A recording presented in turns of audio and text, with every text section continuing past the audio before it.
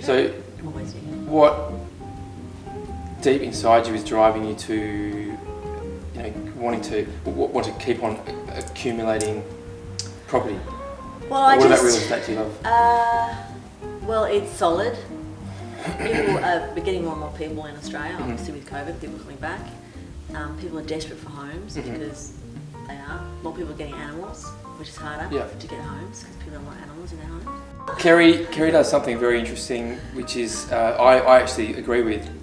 She rents a nice little comfortable place in a good part of town, very close to her work. It just meets her requirements perfectly, I think. But then she owns 3.5 properties onto her fourth, maybe in the next 6 months.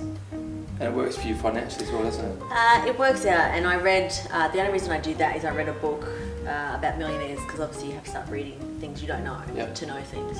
So I have this book at home still, and I had 12 self-made millionaires in real estate. So I read each of a little bit about the person, and the one that I liked, what I was drawn to the most, was this guy who owned all these properties and never lived in one of them. Right, okay. And then I read a bit more. Yeah. This wasn't my book. No. This was before I started buying. Yeah. After Gin Danner. When was that? How many years ago? I bought Gin Danner in 04, 05.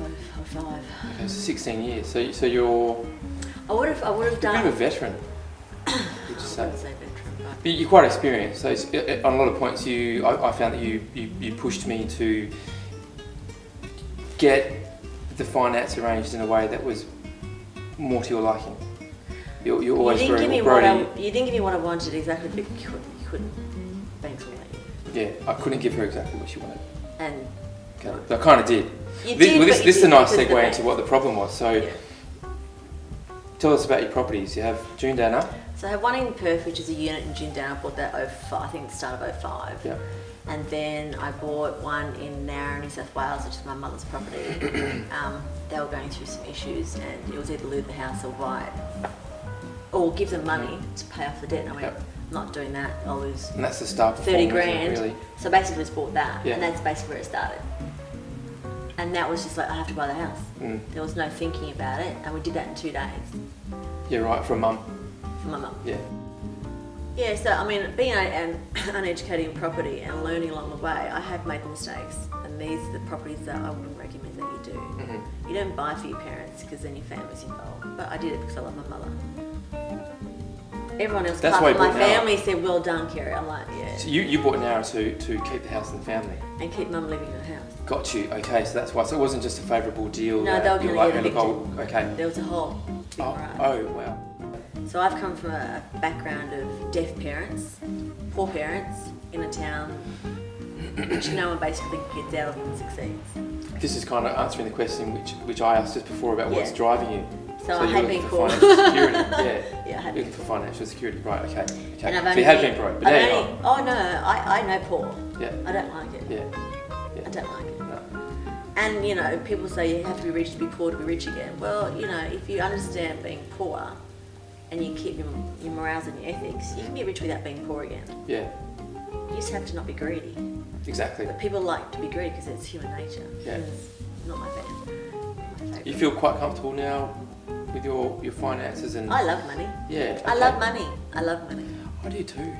I'm not ashamed of it. I'm not ashamed.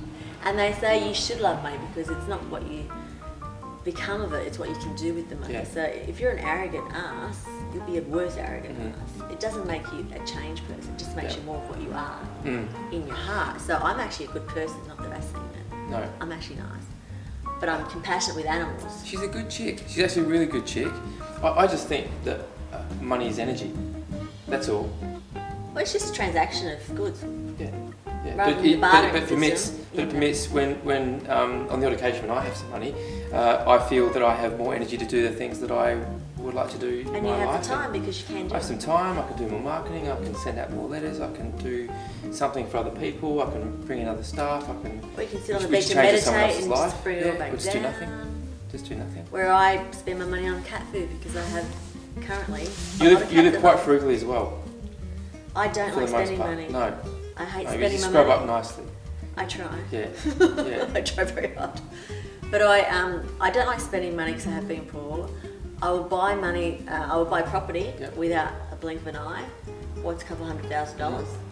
Because basically at the end of the day, and I think long term, not short term, because there is no short term success unless you marry a rich man, which unless you're rich and married and a vegetarian cat lover, not going to happen. Yeah. No, don't do that.